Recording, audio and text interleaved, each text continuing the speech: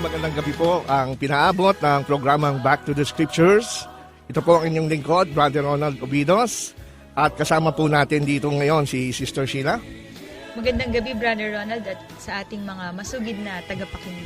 Yan, purihin natin ang Panginoon sapagkat muli ay tayo'y mag-broadcast ng napakahalagang paksa sa gabing ito. At kami po ay masyadong excited din sapagkat alam po ba ninyo, gaya po ng ating ina-announce sa Facebook, ang atin pong programang Back to the Scriptures ay hindi lang mapapakinggan dito sa Luzon, ano, Sister Sheila? Ito ay mapapakinggan na rin natin sa Northern Mindanao, which is specifically sa Hingoog City. Praise God. Yan, nakapunta tayo dyan sa lugar na yan at nagpapasalamat tayo doon sa HCBN Hingoog 104.3 FM. Nga po, dahil sa pamamagitan ng ministry na yan, ay nakaabot po yung ating programa, Sister Sheila, Praise sa God. Hingoog. At nagpapasalamat ako dito kay Brother Jong Jomen na siya yung aking kausap. At ngayon ay talagang nakamonitor. Sana po ay yung mga friends natin sa Facebook na nasa bandang Mindanao na hindi inaabutan ng DWBL ay makapakinig ngayong gabi. At inaanyayahan namin kayo. Talagang blessing po talaga itong nangyayaring development sa ating pong ministry. Natutuwa rin tayo sapagkat dyan kahapon, andyan ako kahapon na Sister Sheila, sa church, sa may Kaunlaran SDA Church, no? Sa may Letre. Talagang apakasaya ng ating pong pagdalaw dyan. At alam ko marami nakikinig ngayon ng mga kapatid. Actually, ngayon lang ko kasi sila na-introduce sa ating programa. At sabi nila ay makikinig sila. Sabi ko kasi kahapon, Sister Sheila, kung hindi sila makikinig, hindi ko sila babatiin. Para bang kinuha ko lahat, alam ko lahat ang kanilang pangalan. Pero nagbibiro lang po ako. Binabati ko po ang buong church dyan, ano? Hindi ko na ho isa-isayin ang pangalan. Alam niyo po kung sino ho kayo. At talagang blessing po ang aking pagbisita dyan. At willing silang mag-support, Sister Sheila, sa atin pong Back to the Scriptures Ministry.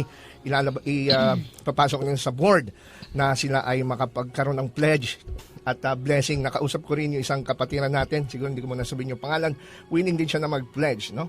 Taga-Kaunlaran din siya. Amen. At meron din tayong kapatid sa Greece, no? Tsaka na rin natin sasabihin yung pangalan na talagang willing sila mag-pledge para sa Back to the Scriptures. Maraming salamat sa inyo. Dahil kung hindi dahil sa inyo, siguro hindi maririnig sa air. At alam mo, blessing din, Sister Sheila, kasi marami po rin tayong mga listeners na nagre-request ng mga topic, kagaya ng isang kabataan na si Ate Grace Lee na in fact siya yung dahilan kung bakit ang paksa natin ay tungkol sa refuting SDA critics, ay nag-message siya na talagang blessed talaga siya doon sa napakinggan niya na sagot natin doon sa nagkikritik sa atin.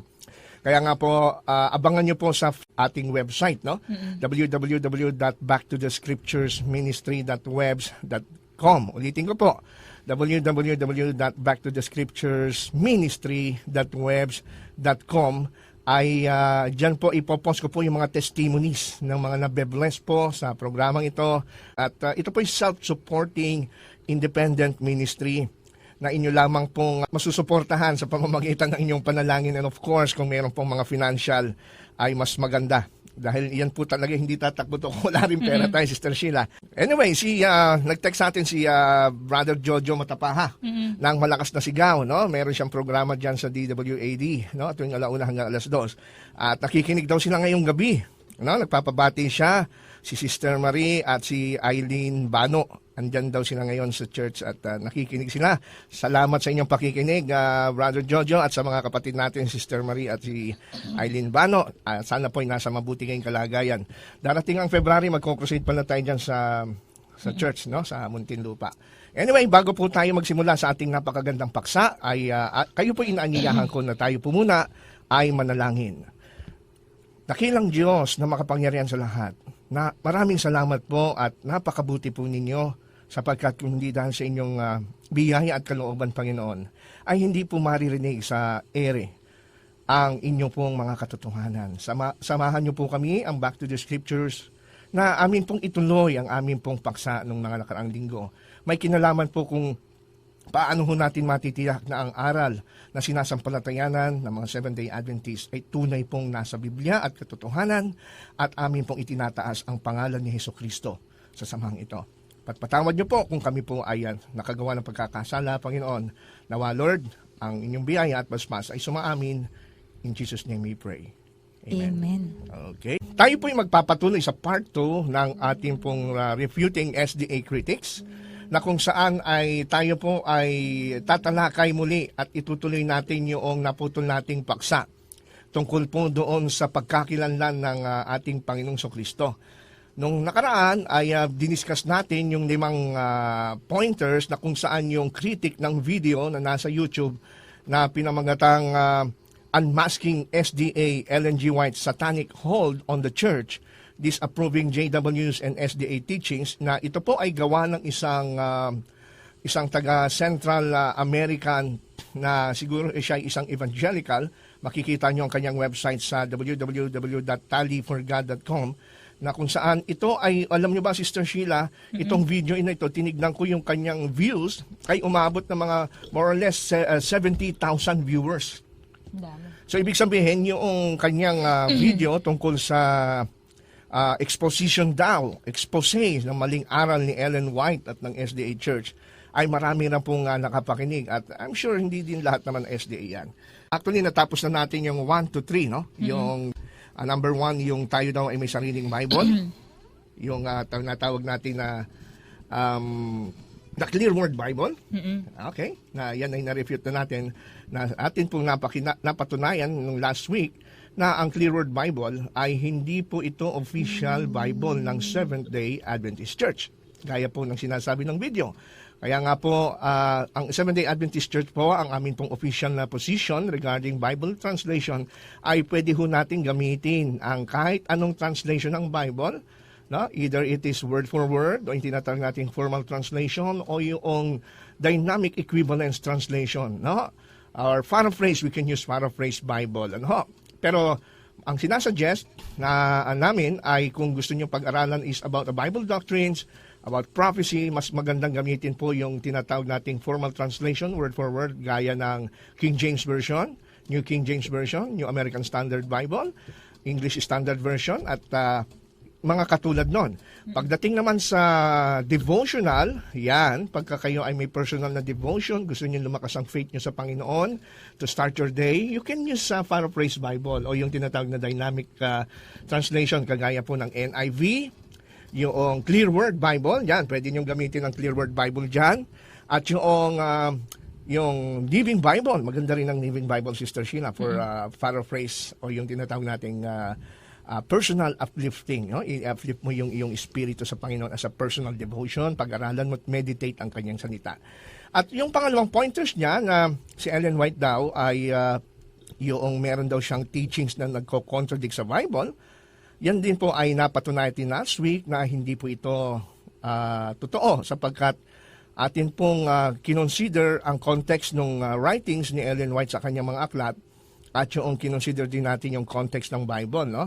Lalo na yung halimbawa, yung pinagkontra niya, yung sinabi daw ni Ellen White na si Adam daw ay tinukso ni Satanas. Tapos sa pagdating sa ikalawang Timoteo 2:13, ang tinukso ay hindi si Adam, kundi si Eva. Pero nakita natin sa context na yung sinasabi pala ni Ellen White, no, na si Satan ay tinukso si Adam indirectly, sa pamamagitan pala ni Eva yon. Samantalang dun sa Thessalonica, o yung sa Timoteo 2:13-14, hindi tinukso si Adam ng direkta.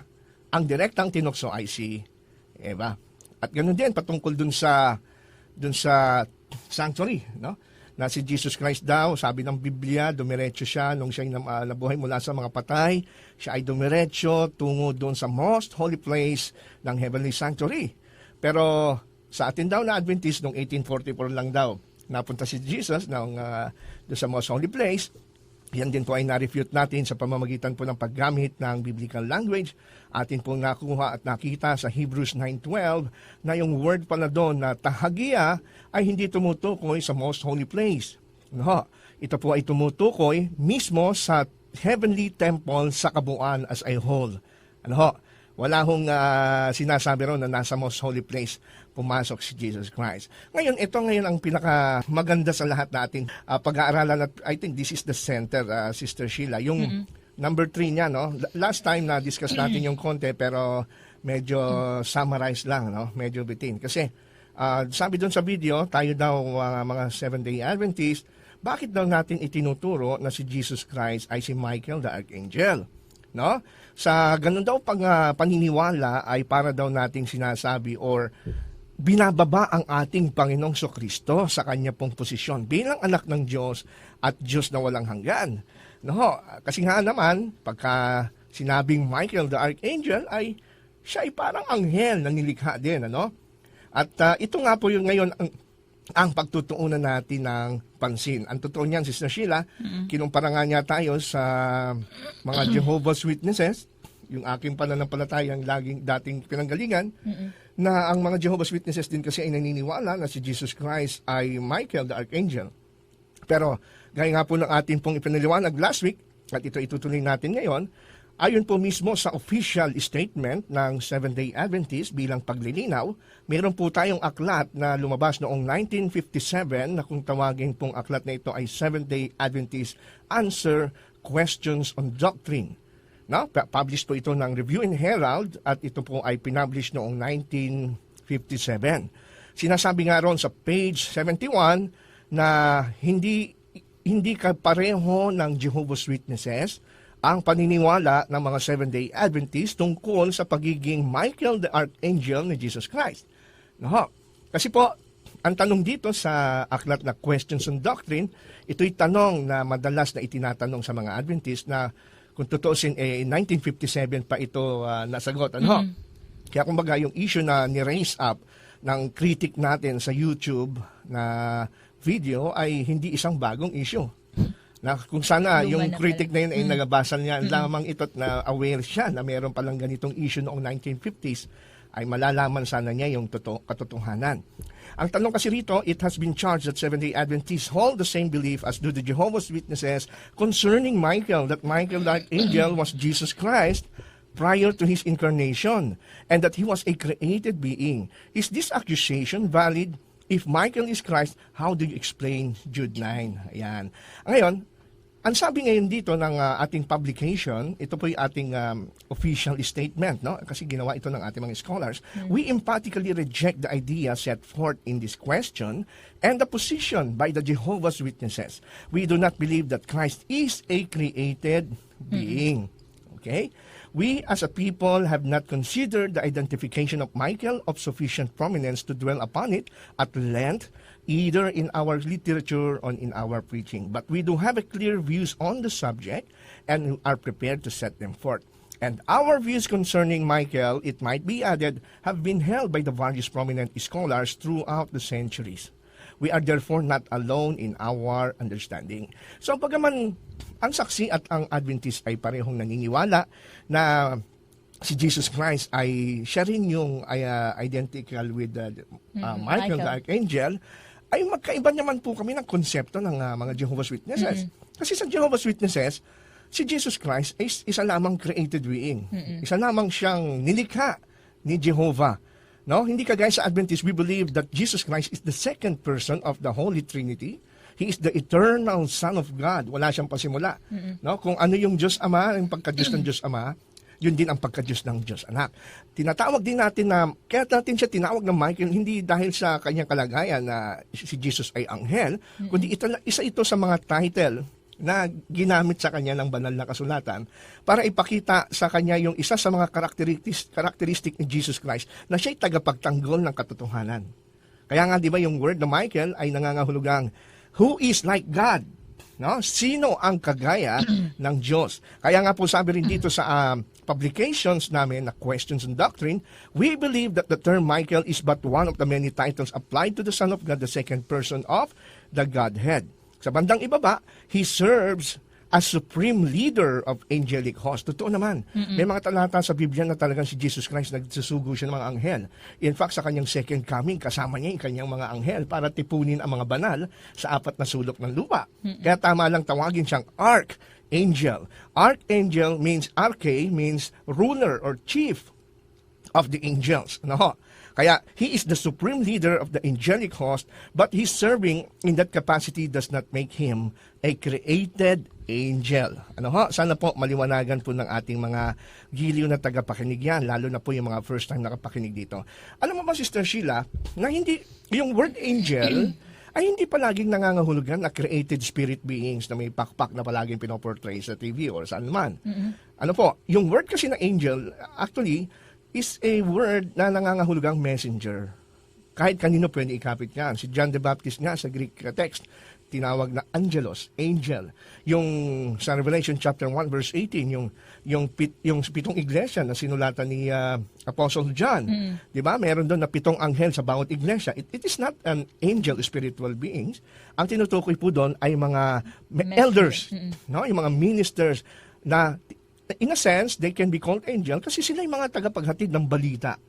No? In a sense, sila yung tagapaghatid ng balita. Not necessary sa kalagayang anghel. Kaya nga, pagka kinapit natin kay Jesus yung Michael the Archangel, hindi ibig sabihin na siya'y anghel sa kalagayan, kundi yung function niya bilang tagapaghatid ng mabuting balita sa mga tao at tagapagtanggol ng katotohanan. Yun ang ibig sabihin natin doon. Kaya nga, alam mo ba, Sister Sheila, hindi maging yung mga ilang Protestant scholars ay naniniwala na hindi komo ikinapit yung word na angel kay Jesus Christ ay anghel siya talaga na mas mababa. Ang totoo niyan, ang mga Protestante meron silang doktrina about Jesus Christ na kung tawagin yung kanyang sa Old Testament, yung function ni Jesus Christ, nagpa-function siya as the angel of the Lord. Ano, Mr. Sheila? Alam niyo ba na sa Old Testament, nung hindi pa nagkakatawan tao at pinapanganak ni Maria si Jesus Christ, isa sa mga title ni Jesus Christ sa Old Testament ay Angel of the Lord. Meron tayong mga patuto at pahiwatig dyan, Sister Sheila. Bibigyan natin yung summary. For example, pagka binasa po ninyo yung Aklat ng Mga Hukom sa chapter 6 verse 11 hanggang 22, ang istorya po niyan ay tungkol kay Gideon. No? Si Gideon, nakipag-usap sa kanya yung certain angel of the Lord, sabi sa verse 11. Ngayon, nung ang angel of the Lord na ito ay magsalita, ang pagkakagamit sa verse 14 ay parang ang Panginoon na nagsasalita. And the Lord looked upon him and said, Go in this thy might, and thou shalt save Israel from the hand of the Midianites. Ayan. Have not I sent thee? Okay, dito sa talata ng Biblia sa verse 14, hindi niya siya tinawag na angel of the Lord, kundi directly tinawag siyang the Lord. The Lord. Na small caps, no? Pagka small capital, yung L-O-R-D, alam natin na in Hebrew, it means ito si Yahweh. Okay?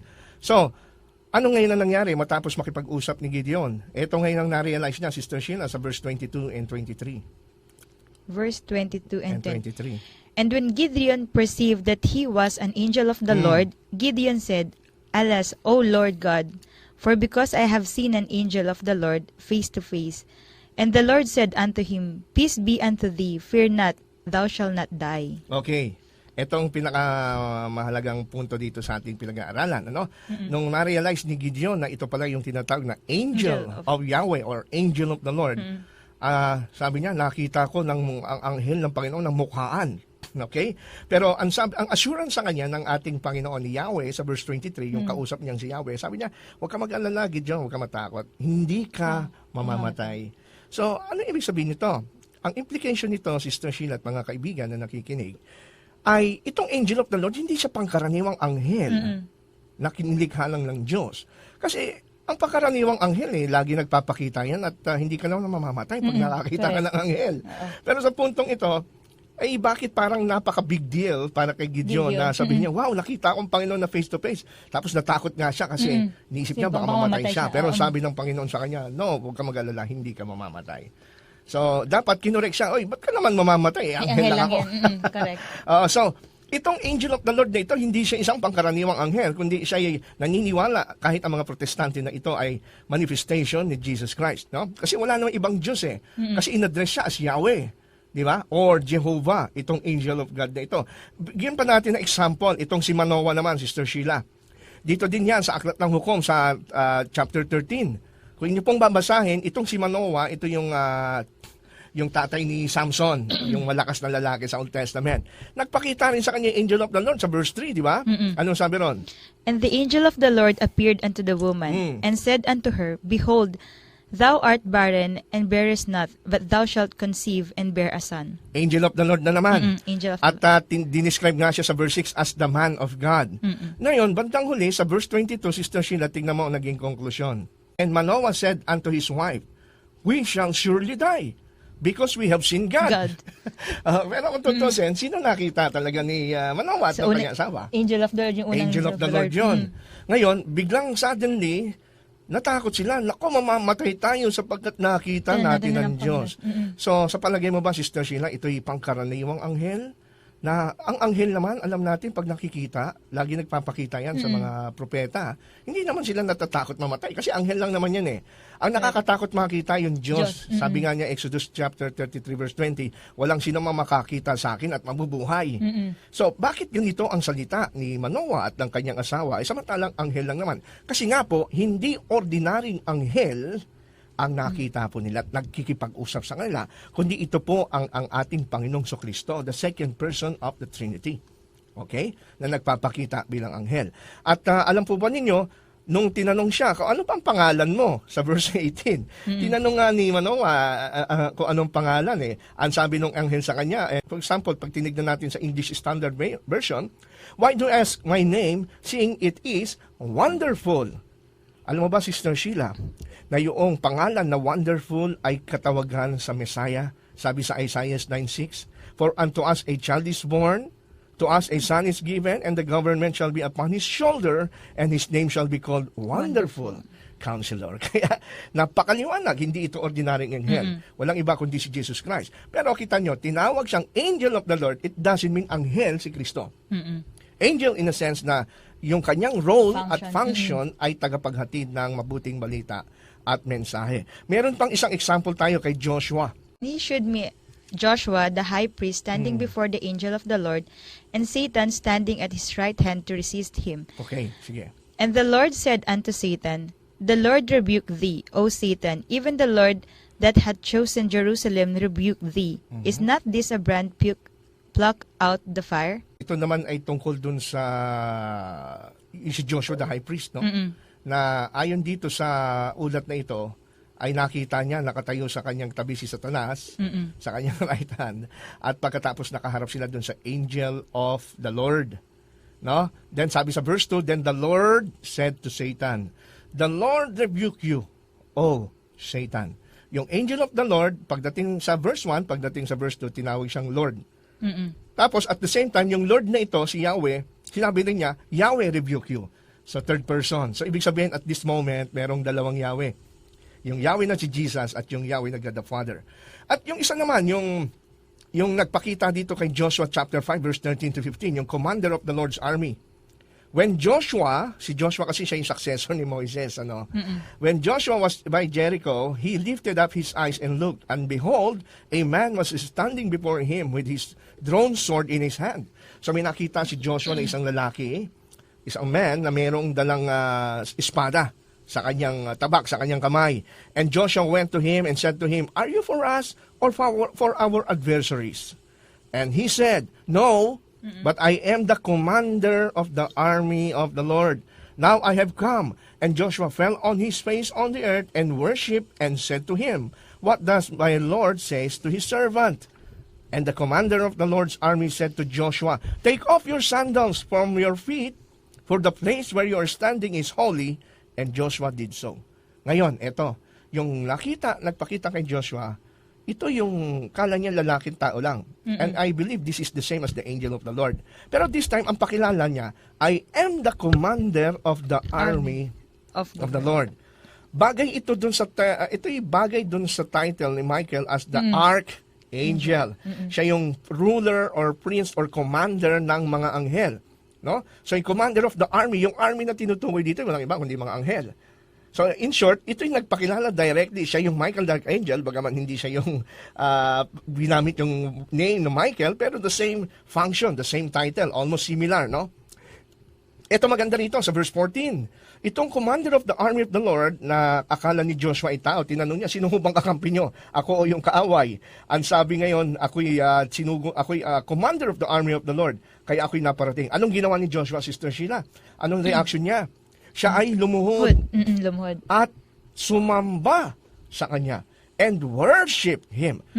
Okay? So, itong anghel na ito ng Panginoon na tinatawag na commander of the army of the Lord, nagpasamba. Hindi naman yan ni-rebuke eh. Correct. Kasi kung angel yan, I-rebuke niya yan na I-rebuke tumayo niya. ka. Parang yung ginawa dun sa Revelation chapter 19, 19, tsaka yung Revelation chapter 22 nung si Apostol Juan, muntik na niyan sambahin yung anghel, nirebuke siya, huwag mong gawin yan, ako'y kapwa mo rin alipin, di ba? Correct. Bawal sambahin ng anghel, sabi din dun sa Colossus 1:14. Ngayon, ito hindi nagpapigil. In fact, sabi pa nga sa verse 15, nitong commander of the Lord's army, alisin mo yung Take off your sandals. alisin mo yung sinelas at sandalyas sapagkat ang lugar na kinatatayuan mo'y banal. Remember, ito rin yung sinabi nung kay Moses, di ba? Sa burning bush, na ang nakipag-usap sa kanya yung Panginoon. So, itong angel of the Lord sa Old Testament, hindi ho itong ordinary angel, pero ikinakapit kay Jesus. In fact, meron ako mga babasahin na mga referensya rito galing mismo sa mga protestante na dito yung nagpapakita na si Jesus ay isang, yung Michael the Archangel ay kagaya po ay patungkol din po kay Jesus Christ. For example, dito po sa Baker's Evangelical Dictionary of Biblical Theology, doon po sa article na Angel of the Lord. Ang sumulat po ng article ay isang Bible scholar, si Louis Goldberg. At ito po yung makikita po ninyo sa BibleStudyTools.com under ng category na dictionaries. Online po ito, mga kaibigan. Anong pagkakasabi niya? The connection between the angels of the Lord and the pre-incarnate appearance of the Messiah cannot be denied. Manoah meets the angel of the Lord and declares that he has seen God. The angel accepts worship from Manoah and his wife as no mere angel, and refers to himself as wonderful, the same term applied to the coming deliverer in Isaiah 9:6. The functions of the angel of the Lord in the Old Testament prefigure the reconciling ministry of Jesus. In the New Testament, there is no mention of the angel of the Lord. The Messiah himself is this person.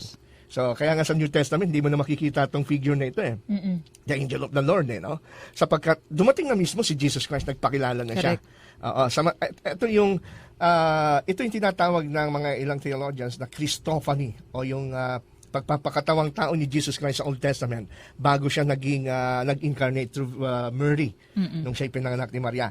Meron din tayong mga supporting evidences from biblical literature, kagaya po, for example, ng Bible commentary na isang popular na si Matthew Henry's commentary na nagpapahiwatig na ang pagkakatanggap ng aral na si Michael the Archangel ay siya rin si Jesus Christ ay hindi lang ho doktrina ng Seventh-day Adventist. Ito po, wala pang Seventh-day Adventist. Ito'y tinatanggap din ng ilang mga Bible scholars. Ibasa mo nga. The person that gave him the commission was an angel of the Lord. It should seem not a created angel, but the Son of God himself. What? The Son of God Himself, yes. The eternal Word, the Lord of the angels. This angel is here called Jehovah, the incommunicable name of God, verse 14 and 16. And he said, I will be with thee. Pero mo yan, yung angel mismo, ginamit niya pangalang Jehovah, no? Kaya nga, di ba, kung ating babasahin yung Exodus, chapter 23, chapter 23 na Exodus, mismo yung Panginoong Diyos, nung ipakilala niya itong angel na ito, ang sabi niya ay ganito, when my angel goes before you, and brings you to the Amorites and the Hittites, the Perizzites and the Canaanites, the Hivites and the Jebusites, I will blot them out. Ang pagkakasabi niya sa verse 21, Sister Sheila, paano pinakilala ng Panginoon tong angel of the Lord?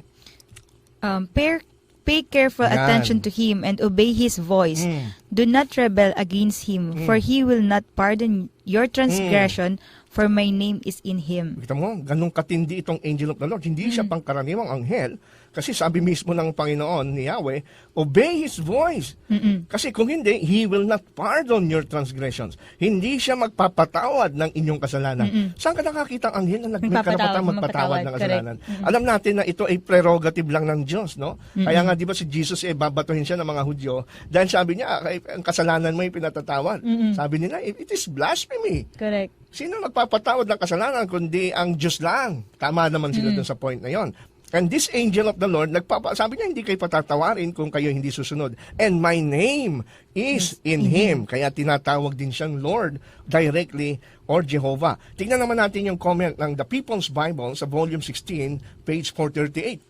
Michael was known amongst the ancient Jews as the angel or prince who had special charge of the nation of Israel.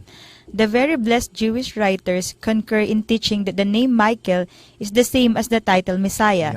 It is held by them that the few passages in which he is referred to can be most literally explained on this supposition. Napakalinaw, ano? Ito yung galing sa The People's Bible. Na sabi niya, the very best Jewish writers concur in teaching that the name Michael is the same as the title Messiah. Ancient mga Jews pala, yan din ang paniwala ng mga ancient Jews, mga Hudyo, kahit hindi mga Christians, no? Based on their understanding. Kamusta naman yung sa Clark's commentary sa volume 6 about do sa comment niya sa Jude 9? Of this personage, many things are spoken in the Jewish writings. Rabbi Judah HaKodesh says, wherever Michael is said to appear, the glory of the divine majesty is always to be understood. Yun. Lupit no na. Sharamat Rabbah, volume 2, Following 104, verse 3. So it seems as if they have considered Michael in some sort as we do the Messiah manifested in the flesh. Ayun, no? Mismo, no? Yung mga early Jewish writings, no? Yung mga magagaling na rabbis, they interpreted yung Michael the Archangel, Daniel, sa kanilang understanding, they seem it considered Michael in some sort of we do the Messiah manifested in the flesh. Nagpapakita na pala siya noon in the form of the angel of the Lord sa Old Testament. Yan ang hindi alam siguro nitong nakikritik sa atin. Kasi pagka siguro nalaman niya si Jesus pa rin, tinatawag na angel of the Lord. Ibig ba sabihin mababa na si Jesus Christ? Ito, tinatanggap siya. Ito naman sa Lunch commentary nung 1874 sa page 238. Anong sinasabi naman nila? We have shown elsewhere that the Archangel Michael is an image of Christ victoriously combatant. Christ is an archangel in his quality of judge, and he appears as judge not only at the end of the world, but also in the preservation of the purity of his church. Kita niya, ito ay Protestant commentary na sinasabi rito si Archangel Michael ay image ni Christ victoriously combatant. Kasi yan ang portray sa kanya. Kaya nga, di ba sa Revelation 12:9, nagkaroon ng digmaan sa langit. Sino yung nakipagdigma kay Satanas? Si Michael. Si Miguel, no? Na siya ang nakipagdigma. Yun ang kanyang portray ng kanyang image. Tagapagtanggol siya ng katotohanan. Tapos, Christ is the archangel in the quality of judge and appears as a judge. Hindi lang sa end of the world, kundi to the preservation of the purity of the church. So, ito po ilan lamang sa mga referensya na amin pong isinare sa inyo mga kaibigan. Ito'y karagdagang kaalaman po sa inyong pag-aaral ng Biblia. Malamang maaring ilan sa inyong mga tagapakinig ay parang ito'y bago sa inyong tainga, no? Kasi hindi po popular itong paniwalang ito na si Michael the Archangel ay si Jesus Christ. Hindi popular yan. In fact, pagka mayroong nakarinig yan, iniisip nila kulto ang naniniwala dyan at binababa si Kristo. Pero ito pala ay paniwala, hindi lang ng mga Seventh-day Adventists. Maging mga early Jewish commentators at yung itong binanggit natin mga commentary kagaya nila Matthew Henry, they support the idea that Michael, kasi nga yung mga characteristics na nakikita dun sa Angel of the Lord sa Old Testament, yung kay Michael, ay kapareho ng characteristics ng anak ng Diyos na si Jesus Christ. Ngayon, biblical na tayo ngayon. Kasi merong sinasabi itong critic na ito sa YouTube na ang sabi niya, hindi pa pwedeng si Jesus ay Michael the Archangel kasi po yung title na husband, shepherd, at creator eternal ay parehong ikinapit lang daw sa Bible kay Yahweh sa Old Testament at kay Jesus Christ sa New Testament. Pero yung title na husband, shepherd, and creator eternal, first and last, alpha, omega, the redeemer, and salvation, hindi daw mababasa na ito ay in-apply kay Michael the Archangel. So, tama kaya yung ganong argumento? Well, tignan po natin kung tama yung kanyang argumento. Kasi po, kung yun pala ang kanyang argumento, hindi po, porque hindi natin mababasang hindi kinapit yung husband, shepherd, creator eternal, first and last, alpha, omega, redeemer, and savior kay Michael the Archangel, ay mali na. Hindi na siya si Jesus Christ. Paano naman yung angel of the Lord? Yung angel of the Lord na binasa natin sa maraming pagkakataon ay nagpapakita at nagpapatawad ng kasalanan, sinamba, di ba? Tinawag ng wonderful na title ng Messiah ni Jesus Christ. Hindi rin man siya binabasa sa Bible na siya'y tinawag na husband, shepherd, creator eternal, first and last, alpha at omega, redeemer at savior. Ibig sabihin, hindi na si Jesus Christ yung angel of the Lord. So, dyan po natin makikita na mali po yung ganong pangangatwiran. And ito naman ay kinokorek natin with the spirit of love. Kasi po, ayaw din natin na maliligaw tayo sa... gusto natin as much as possible yung totoo at tamang paliwanag ng Biblia, di ba? Maaring, nakita ko naman ang sincerity nitong nagkikriticize sa atin. Nakita ko talaga napaka-humble niya, napaka-sincere niya. Kaya lang, yun nga, gaya ng sinasabi natin, may mga taong sincerely wrong pa rin. No? And sincerity alone cannot save you. Kailangan katotohanan. Ngayon, may mga patutuo ba tayo sa Bible na references na si Jesus Christ ay siya nga yung tinatawag na Michael the Archangel. Meron po. Number 1, sa resurrection, sa darating na tinatawag natin second coming or resurrection, mapapansin natin na si Michael the Archangel ay identified with Jesus Christ. In what way? For example, Sister Sheila, in Daniel chapter 12, verse 1 and 2, pakibasa mo muna ito. That time shall Michael stand up, the great prince which standeth for the children of thy people, and there shall be a time of trouble, such as never was since there was a nation, even to that same time. And at that time thy people shall be delivered, every one that shall be found written in the book, and many of them that sleep in the dust of the earth shall awake, some to everlasting life, and some to shame and everlasting contempt. Yan, ang setting dyan, last days, no? Time of trouble, tapos merong pagkabuhay, no? Many of those who sleep in the dust on the earth shall awake, some to everlasting life, and some to everlasting contempt. Mapapansin natin sa verse 1 na yan ay magaganap pag tumayo na si Michael. Michael will stand up at si Miguel ay tatayo. Di ba? At magkakaroon ng pagkabuhay. Ngayon, tingnan natin sa John chapter 5 verse 25 tapos 28-29. Sino yung involved sa pagkabuhay na ito, mga kapatay? Truly, truly, I say to you, an hour is coming and is now here, when the dead will hear the voice of the Son of God, and those who hear will live. Kanino daw boses ang maririnig ng mga bubuhayin? Son of God. Voice of the Son of God. Sige, pakituloy. Marvel not at this, for the hour is coming in which all that are in the grave shall hear his voice. Lahat ng nasa libingan maririnig ang boses ng anak ng Diyos. At and shall come forth, they have done good unto the resurrection of life, and they have done evil unto the resurrection of damnation. Yon. So, napansin mo yung pagkakahawig, ano, mga kaibigan, sa Daniel 12, si Michael tatayo and then magkakaroon ng resurrection ng mga patay. Yung iba'y para sa buhay, yung iba'y para sa judgment, no, contempt. At ito ngayon sa John 5 ay kahawig din ng diwa ng Daniel 12, 1-2, na kung saan ay nilinaw dito na maririnig nila ang boses ng anak ng Diyos, ni Jesus Christ, at lahat ng mga patay ay babangon. Mayroong kagaya nung sa Daniel, may resurrection for life at may resurrection for damnation. Then, ito ngayon linawin natin. Pagdating sa 1 Thessalonians chapter 4 verse 16, tignan na ngayon natin yung understanding ng mga apostol tungkol sa pagkabuhay. Kaninong boses ang maririnig? For the Lord himself shall descend from heaven with a shout, with the voice of the archangel, and with the trump of God, and the dead in the Christ shall rise first. Okay, ito palinaw ng palinaw, ano? Old Testament, si Jesus Christ sa John, and then ito sa mga apostol. Si Jesus, ang Panginoon mismo ay bababa, sabi nila, mula sa langit, na merong isang sigaw, with a shout. Actually, sa Greek, ito ay command, military command. Ibig sabihin talagang authoritative, no? Anong klaseng boses yung command na yon? Voice of the archangel. Voice of the archangel. So yung boses na anak ng Diyos, sabi dun sa John 5:25, maririnig ng lahat ng mga patay ang boses ng anak ng Diyos. Dinescribe yan sa Thessalonica, yung boses na yon ay boses ng arkanghel. Napakaliwanag nito, Sister Sheila. Ngayon, may objection itong ating critic, no? Doon sa video. Sabi niya, first of all, in Revelation 19:16 through 17, I think that this is an easy way to go with this, because it describes the scenery that's going to happen in the end times. And he hath on his vesture and on his thigh a name written, King of Kings and Lord of Lords. But look at what happens. In the end time scenery, there's also other characters. The King of Kings is on one end, right? But look what it says. And I saw an angel standing in the sun, and he cried with a loud voice. So we have in the end times a differency. That's not even a word. I'm Puerto Rican, okay? My first language is Spanish, so I'm sorry. Okay? But we have here a difference maker. We have it telling you what's going to happen. One, the King of Kings is going to be there.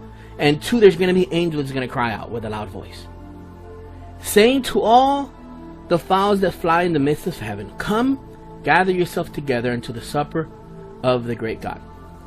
In 2 Thessalonians 1:7, we also see the same thing. And to you who are troubled, rest with us, when the Lord Jesus shall be revealed from heaven with his mighty angels. Okay? So, these two verses clearly let you know that in the end times picture, the King of Kings is going to be on one end, but he's also going to come with archangels. He's also going to come with angels. Scripture tells you that. He's coming, but his angels are also coming.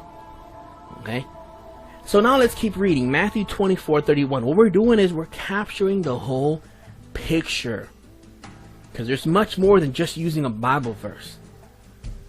And look what it says in Matthew 24:31. And he shall send his angels with a great sound of a trumpet, and they shall gather together his elect from the four winds, from one end of heaven to the other. So, when you put all of these verses together, now let's read Thessalonians. 1 Thessalonians 4:16 through 17. What does it say? For the Lord himself shall descend from heaven with a shout. That only confirms what Matthew 24:31 says. Okay? That he shall send his angels with a great sound of a trumpet. In fact, furthermore, on Thessalonians, we see with the great trump of God. Okay? So who is the first one who speaks? Who is the first one who shouts? It's not Michael. Let's keep reading further. For the Lord himself shall descend from heaven with a shout. So who is the first one that shouts? Jesus. With the voice of the archangel. What happens in Revelation 19:16 to 17? We have the King of Kings and we have an angel who cries out with a loud voice. So you see, Scripture is telling you, if you add all these Bible verses, that number one, Jesus sends his angels with a trumpet. Matthew 24:31. The Lord descends with a shout. 1 Thessalonians 4:16. This lets you know who is the first one who speaks. I'm pretty sad that we actually have to go through this to disprove this. But it's pretty obvious that in John 5:27 through 28, it lets you know there that the Son of Man is the one who's going to speak and the dead are going to rise. And then we have Matthew 24:31 that says that he shall send his angels with a great sound of a trumpet. And then for those that say, yeah, Tally, but that's Michael. It's disproved in Revelation 19:16 to 17, where it says that we have the King of Kings on one end, and we have an angel standing in the sun crying with a loud voice. That angel that's standing in the sun crying with a loud voice, in my opinion, that is the voice of the archangel. Kasi sa Revelation chapter 19, ginamit niya, Revelation chapter 19 verse 16 to 17, na kung saan ay sinasabi, and he had in his venture and on his thigh, a name written, King of Kings, Lord of Lords. No? End time itong tinutukoy nito. Tapos sa verse 17, and I saw an angel standing in the sun, and he cried with a loud voice. Ayan. So, sabi niya, nung critic, kita niyo sa Revelation 19:16 and 17, pinaghiwala yung boses ng anak ng Diyos, na si Jesus, at ng anghel. May tumigaw na malakas na tinig. Kaya lang, nung pinag-aralan ko to, Sister Sheila, malayo. Kasi yung sinasabi natin na boses ng arkanghel, resurrection ang pinag-uusapan dito, ang context, resurrection Mula sa Daniel 12, John 5 at 1 Thessalonians, pagkabuhay ng mga banal. Ang tinutukoy naman dito sa Revelation 19 ay iba. Pakibasa mo yung verse 18. Tignan mo sa verse 18, that ye may eat the flesh of kings, and the flesh of captains, and the flesh of mighty men, and the flesh of horses, and of them that sit on them, and the flesh of all men, both free and bond, both small and great. Hindi pala resurrection ang setting at background at context niyang Revelation 19. Ang background nito setting, yung judgment, pagpatay dun sa mga makasalanan na hindi tumanggap kay Kristo. Kaya sisigaw yung anghel. Ano yung sinigaw na malakas na tinig ng anghel? Saying to all the fowls, yung mga ibon sa langit, na kayo'y magtipon at tayo magsama-sama sa supper of God. No, of the great God. Yun yung judgment, pagpatay sa mga makasalanan na hindi tumanggap sa Panginoon. Yung tinutukoy sa Revelation, yung pagsigaw ng anghel. Ang tinutukoy at pinag-usapan natin, yung boses ng arkanghel sa pagkabuhay ng mga banal. Hindi ho yung judgment sa mga makasalanan. Napakalayo po niyan. Ngayon, meron pa siyang isang objection. Sabi niya sa 2 Thessalonians chapter 1 verse 7, si Jesus, sabi niya, the Lord is revealed from heaven with His mighty angels. So dalawa nga naman ang involved, si Jesus, pati anghel. Kaya hindi daw garantiyan na yung sigaw na tinig ng arkanghel, si Jesus lang. Kasi may kasama naman talaga siyang anghel na babalik. At sabi sa Matthew 24:31, and He shall send His angels with a great sound of trumpet. O di yung anghel din pala, meron din silang sound na ipoproduce. Para po masagot natin at malaman ang katotohanan, mga kaibigan, balikan natin yung 1 Thessalonians 4:16. May tatlong tinig dito, Sister Sheila. No? For the Lord Himself shall descend from heaven with a shout. May isang sigaw. Of course, understood. Ito'y ayon sa mga Bible commentaries ng mga Protestant. Ito si Jesus. Kasi yung shout dito is a command.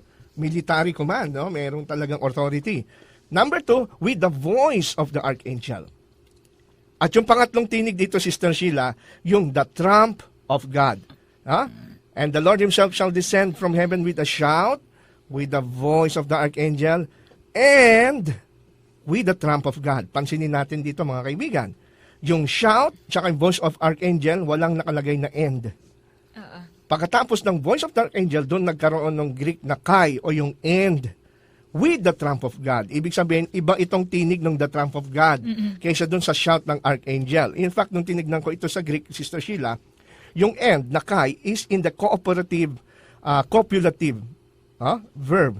Hindi siya correlative verb. Kasi pag correlative verb, ibig sabihin yan, both and or yun din yun. Either the voice of archangel, either the trump of God. Alin man doon. Pero ang pagkakagamit dito na verb is copulative. Ibig sabihin ay separate siya, iba talaga. So ibig sabihin lang nito, mga kaibigan, yung shout ng voice ng archangel, yun yung tinig ng command. Tinig ng arkanghel. Tama lang, kaya nga arkanghel chief, captain of the angels. May command talaga siya sa mga anghel. And the trump of God, hindi na ito yung tinig ng arkanghel, kundi ito na yung tinig ng mga anghel. Okay? Paano natin nalaman? Pag binasa natin uli yung Matthew chapter 24 verse 31, sino yung magtitunog ng trompeta? Si Jesus ba? Hindi. And He shall send His angels with the great sound of trumpet. So ibig sabihin, dalawang klaseng tinig lang ito. Yung sigaw, yung command, boses ng arkanghel, si Jesus Christ yun. At yung tunog ng pakakak, yun naman yung ipoproduce ng mga angels. Okay, so maliwanag yan. In fact, sabi nga rito sa A.T. Robertson's Word Pictures in the New Testament, sa 4:16 ng 1 Thessalonians, Christ will come as conqueror with the voice of the archangel, further explanation with the command. Ano ibig sabihin nito? Yung pagdating ni Kristo as a conqueror, yung tinig niya kagaya ng arkanghel. No? At kaya nga yung voice of the archangel, ito daw yung further explanation ng term na command, na may sigaw. Kaya ito'y hindi ho talaga natin masasabi na doktrina lang ng Adventist na inimbento na wala sa Biblia. Ano ho? Kaya yan ay napakaliwanag, hindi na natin bibigyan ng marami yan. Ano? Kasi napakaliwanag na ng ating pagkakatalakay sa bagay na yan. At meron tayong natitirang 10 minutes. Ano? Meron tayong natitirang 10 minutes. Ngayon, ito yung pang-apat na binabato sa atin ng critics na ito daw, tayo daw SDA at Jehovah's Witnesses, kagaya rin daw tayo ng Jehovah's Witnesses, may kaugnayan kay William Miller. Okay. Pero alam nyo, mga kaibigan, ako yung lubos na nahabag dito sa critic kasi wala siya alam sa history. Hindi siya nag-research talaga. Kasi unang-una, yung sinasabi niya, in fairness with the Jehovah's Witnesses, kasi dati akong Jehovah's Witnesses, sinasabi niya na ang Jehovah's Witnesses galing kay William Miller. Pero alam nyo, dito mismo sa website ng is follower ni Pastor Russell, na founder ng Jehovah's Witnesses, dito po sa pastorrussell.blogspot.com, nakita ko na si Charles Taze Russell, wala siyang kaugnayan kay William Miller. Halimbawa, sabi dito, also, he was never a Millerite, nor was he a friend with William Miller. William Miller died in 1849 and Charles Russell was born in 1852. So they could not have been friends. Correct. The original Millerite movement began in 1831 and ended with the Great Disappointment in 1844 before Charles Taze Russell's birth. You know, laki ng agwat, ano? Namatay si William Miller, 1849, si Charles Taze Russell pinanganak after 3 years. Tapos yung Millerite movement, nagsimula na 1831, natapos noong 1844, hindi pa pinapanganak din si Charles Taze Russell. So wala siyang kaugnayan. Bagaman kahit papano, sabi nga dito sa biography ni Charles Taze Russell, sabi niya, kahit papano, I stumbled upon Adventism nung minsan daw siya naglalakad by accident. Ay narinig niya, sabi niya, there for the first time, I heard something of the views of the Second Adventist. Kasi nakarinig siya, may umaawit doon sa isang building na kanyang nilalakaran. So pumunta siya. So sabi niya, for the first time, narinig niya yung pananaw ng mga Second Adventist. Actually, this is not the Seventh-day Adventist. Ang Second Adventist mo ay isa lamang sa mga splinter groups na nagkawatak-watak after the Great Disappointment ni William Miller. At narinig daw ni Charles Russell itong preacher na si Jonas Wendell. Kaya nga sabi niya ni Charles Russell, I confess indebtedness to the Adventists as well to other denominations. For though Adventists helped me to know single truth, it did help me great in unlearning of errors and thus prepared me for the truth. Ang bigat na sinabi rito ni Charles Russell, no?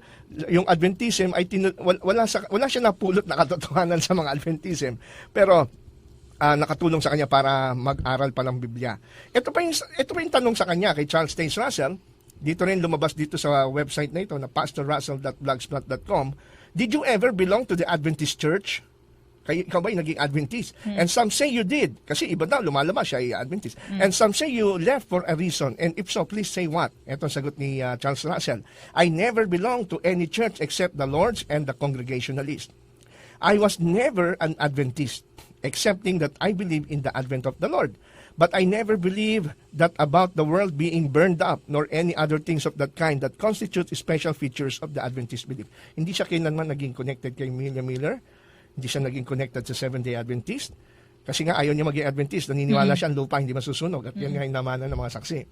Kaya hindi po totoo yung sinasabi ng critic na yan. Though ang mga Adventist po ay after 1844 Great Disappointment, nagkawatak-watak, hindi tinanggap ni William Miller yung understanding ng sanctuary ng Seventh-day Adventist. Noong October 22, 1844, Jesus Christ transferred His ministry to the most holy place. Hindi tinatanggap ni Miller yon. Kasi after that, hindi na nag-preach William Miller about this coming of Christ. No? Alright, next and panghuli, ito na. Yung sabi daw ay si Ellen White. At si James White ay baka member daw ng Masonic Freemasonry. Kasi yung kanilang libingan ay mayroon nga namang estatwa doon ng obelisk, no? Yung isang stone na ginagamit sa ancient Egypt at yung phallic worship na ginagamit noon. At ito din ginagamit na symbol din ng mga Freemasonry. Hindi rin po totoo yan sapagkat kung atin pong titignan mismo doon sa Associate Director ng Ellen G. White Estate na si William Fagal, may nagtanong sa kanya rin ito No? Ang tanong is obelisk on Ellen White's grave. Paano nagkaroon noong September 15, 2008, 2008? Ang sabi rito ni William Fagal, it is not the tombstone of either of them, but rather served as a family marker in the center of the plot. Hindi actually siya yung libingan, nakatutok sa libingan. Kundi parang palatandaan lang para madaling makita kung saan yung kanilang libingan. At ang sabi pa niya rito, some have asked about the obelisk and its supposed connection with Freemasonry. Seeing the obelisk on the family plot, a few have even supposed that Mrs. White must have been involved herself in the Masonic movement. This is an unwarranted conclusion. Mrs. White was an outspoken opponent of Freemasonry. Totoo naman yan, Sister Sheila. Hindi pwedeng sabihin na Freemasonry at member ng Mason si Ellen White kasi merong experience nung nasa Australia siya. Meron isang Adventist member na naging treasurer, mataas ang kanyang katungkulan sa church, na palihim, siya pala yung member ng Freemasonry. In fact, mataas ang kanyang katungkulan. Ang pangalan niya ay si Mr. Falkhead. Ang kanyang katungkulan, tinatawag na siyang worshipful master sa Freemasonry. In fact, sabi nga ni Mr. Falkhead, Do you know what you have done? You have just made the secret sign of the Masons. The sign of the Knights Templar. Kaya doon siya naniwala na Sister White ay talagang a messenger, a prophet. Kaya tinigil niya yung pagiging involved sa Masonry. At yun talaga ang purpose din ni Mrs. White, patigilin siya, hindi siya pwede maging member. Kaya opponent siya ng Freemasonry. Si Mrs. White, hindi siya pwedeng member ng Mason. Ang sabi pa rito ni William Fagal, similarly, whatever occult meaning may once been communicated by an obelisk, as far as I know, by the 19th century at least, the meaning seems no longer have been operative for people generally.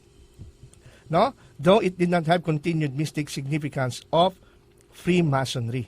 Kaya maliwanag, ito pong tombstone na ito ay walang kilalaman sa Masonry. In fact, sabi nga, during their time, 19th century, wala nang kahulugan na ganun yung mga obelisk na yan. Meron nga isang research na dito sa US Association of Gravestone Studies, Sister Sheila. Nung palang panahon ni Sister White, uso pala yung ganon. Kasi, yun daw yung obelisk were a standard for gravestone during the time she lived. In fact, they represented the cheaper option. Yung palang pinaka-cheaper option. Kaya during that time, doon mo makikita na hindi nabubuhay ng luxury life itong mag-asawang White na ito. At walang intention na Freemasonry kasi yun ang pinaka-cheap at walang kinalaman sa anumang paganism or religion. Kaya yung nagkakalat yan sa YouTube, nagkakalat ng misinformation. Walang katotohanan. Kaya ito po lamang ang atin pong maihatid at nagpapasalamat tayo sa Panginoon sapagkat mabuti na lang at may mga ganyang mga criticism sa internet dahil natututo tayong mag-research at na-challenge yung ating faith na lalo natin pag-aralan ng ating pananampalataya. Sabi nga nung ating listener sa Facebook, nung pinapanood nila itong ating mga series na ito, sabi niya lalo silang tumibay sa pananampalataya, lalo nilang naunawaan ang kanilang pananampalataya. Tumibay sila sa kanilang pananampalataya. No? Kaya sana po sa mga susunod, aabangan nyo po yung ating pang mga susunod na series at ito po yung panghuli natin dito sa Refuting the SDA Critics. Kaya maraming salamat po sa inyong pakikinig. Sana po patuloy niyong dalangin na tayo po ay magpatuloy sa ministry ito. At sa panahon na tayo ngayon ng ating pagbati, Sister Sheila, batiin muna natin yung ating mga sponsors dyan, ano, Sister Sheila? Pero nga ng aking cellphone. Pangunahan ko na. Sige. Nagpapabati ang Ruetas family at saka si Yun. Brother Odan, nakikinig siya ngayon. Oo nga, Brother Odan, kamusta? Nabasa ko ang text mo.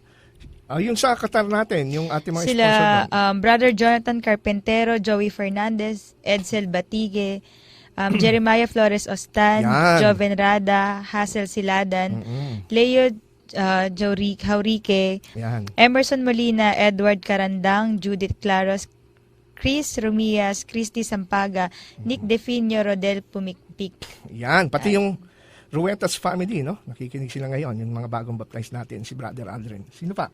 Marquis. The Marquis. Okay, yung ating sponsor, hindi pa natin napupuntahan. Pinabati ko rin yung ating listener na si Brother Bacos, no? na siya ay Bjorn Bacos, na siya ay taga Paranaque SDA Church at ngayon nasa Gordon Heights sa Olongapo City. Burse family, Pagadyan, Somera family, Monte Alto, Villanueva, Gracie Tabahura, Rowena Asloza, Rhea Dula, Brix Rojas, Roderick Garban, Joy Flores, Cherry Faye Malabarbas. Yan ang ating mga listeners. Yung mga dyan. listener natin sa Greece, Brother Ronald. Yeah, isa Greece, si Sister Chato. Nakikinig sila ngayon. At dito rin, sa mga part ng Hingoog, magandang gabi ho sa inyo, mga igsoon. Maayong gabi at talagang sana po ay patuloy po kayong makinig sa ating programang Back to the Scriptures. At kung nahipo po ang inyong puso na magsuporta sa ministry ito, ay open na open po kami. Punta lang po kayo sa aming bagong website na bagong look ng setup ng aming website, www.backtothe-scripturesministry.webs.com. Ulitin ko po, www.backtothe-scripturesministry.webs.com. Makikita nyo po ron yung mga latest na mga articles, mga latest na mga tanong na atin pong sinasagot, yung mga videos po natin sa video portion, mapapanood nyo po lahat ng videos natin sa Back to the Scriptures, yung mga debates ko po sa YouTube at marami pa ako i-upload dyan sa YouTube. At yung mga previous topic namin sa Back to the Scriptures na walang video kundi audio lang, pwede nyo rin po silang i-download doon, Sister Sheila. Okay? So wala na ba tayong nakalimutan? Binabati ko po sila Sister Nora Galario, yung mga taga-Marikina, Sister Jean at Brother Johnny, na sana po patuloy kayong makinig sa programang ito. Hindi ko namin kayo nakakalimutan. Kasama po kayo palagi sa aming prayers. No, tayo po'y manalangin ngayon sa ating pagbawakas. Dakilang Diyos na makapangyarihan sa lahat, marami pong salamat sapagkat patuloy niyo po na ginagamit ang programang Back to the Scriptures para po punuin at lalo po namin kayo makilala at malaman namin ang katotohanan. Lord, sana po dalangin namin yung aming mga tagapakinig ay patuloy niyo rin po silang alalayan. At sana po ay sa tulong na banal ng Espiritu hipuin niyo ang kanilang mga puso at natanggap nila ang katotohanan. Lahat ng ito ay aming dalangin sa pangalan ni Jesus. Amen. Amen.